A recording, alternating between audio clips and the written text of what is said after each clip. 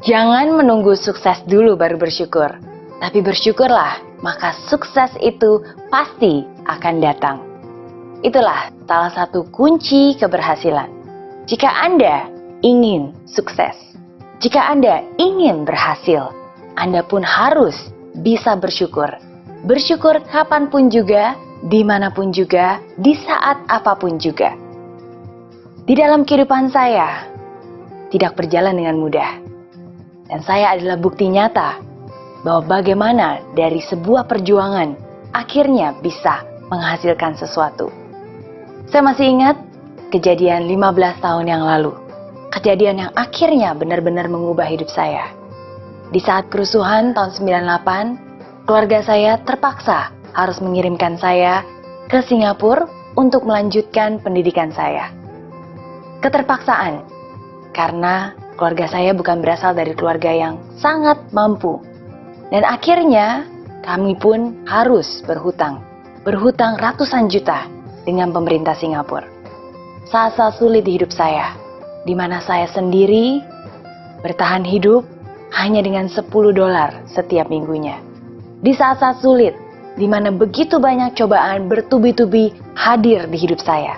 Dan saya harus mengatasi semua itu sendiri, jauh dari siapa-siapa. Tapi, semua hal yang saya alami dalam hidup saya, baik itu tawa dan tangis, baik itu suka dan duka, nggak pernah satupun saya menyesal. Semua itu pasti ada maksudnya, dan itulah yang saya yakini. Tuhan nggak mungkin memberikan sesuatu di dalam hidup saya tanpa maksud-maksud tertentu. Mungkin pada saat itu saya belum mengerti apa arti dari semua hal yang harus saya lalui. Tapi saat inilah saya baru melihat bahwa semua itu benar-benar indah pada waktunya. Dan saya belajar banyak hal dari semua pengalaman hidup saya.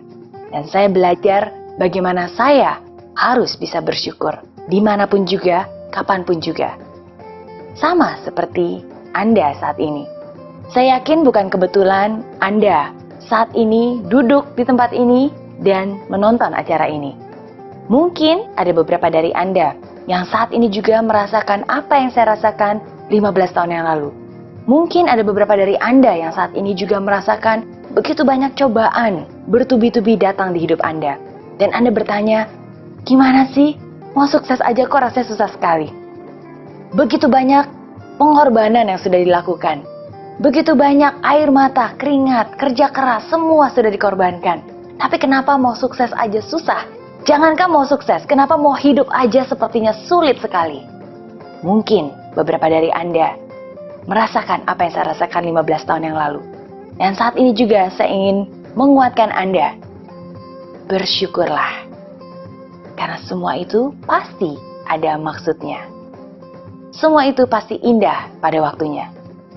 Saya percaya rezeki itu datang tidak selalu terbungkus oleh kain sutra. Rezeki itu datang kadang-kadang terbungkus oleh koran bekas.